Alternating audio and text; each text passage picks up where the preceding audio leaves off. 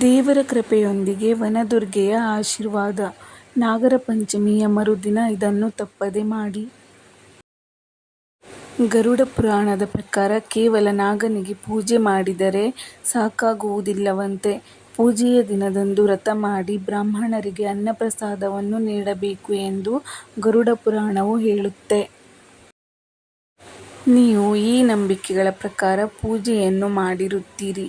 ಆದರೆ ನಾಗರ ಪಂಚಮಿಯ ಮರುದಿನದಂದು ಈ ಕೆಲಸವನ್ನು ನೀವು ಮಾಡಲೇಬೇಕು.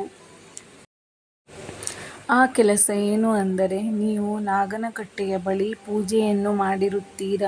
ಹಾಗಾಗಿ ಮೊದಲು ಕಟ್ಟೆಯನ್ನು ಸ್ವಚ್ಛ ಮಾಡಿ ನಾಗನ ಕಲ್ಲಿಗೆ ಹಾಲಿನ ಅಭಿಷೇಕವನ್ನು ಮಾಡಿರುವುದರಿಂದ ನಾಗನ ಕಲ್ಲನ್ನು ಸ್ವಚ್ಛ ಮಾಡಿಕೊಳ್ಳಿ. ಇನ್ನು ಪೂಜೆಗೆ ಬಳಸಿದ ಹೂವನ್ನು ಏನು ಮಾಡುವುದೆಂದು ಯೋಚಿಸಬೇಡಿ. ಆ ಹೂವುಗಳನ್ನು ನೀವು ತೆಂಗಿನ ಮರದ ಬುಡಕ್ಕೆ ಹಾಕಿ. ಇದರಿಂದ ಯಾವ ಸಮಸ್ಯೆಯಾಗುವುದಿಲ್ಲ. ಹಾಗೆ ಪೂಜೆಗೆ ಬಳಸಿದ ಅಗರಬತ್ತಿಯ ಪ್ಲಾಸ್ಟಿಕ್ ಕವರ್, ಹಾಲಿನ ಪ್ಲಾಸ್ಟಿಕ್ ಕವರ್ಗಳು ಇದ್ದರೆ ಅದನ್ನು ಸ್ವಚ್ಛ ಮಾಡಿ. ಇದರಿಂದ ನಾಗಕಟ್ಟೆಯ ಸುತ್ತಲೂ ಈ ರೀತಿ ಮಾಡಿದರೆ ನಾಗದೇವರ ಕೃಪೆಯ ಜೊತೆಗೆ ವನದುರ್ಗೆಯ ಆಶೀರ್ವಾದ ಕೂಡ ನಿಮಗೆ ದೊರಕುತ್ತದೆ.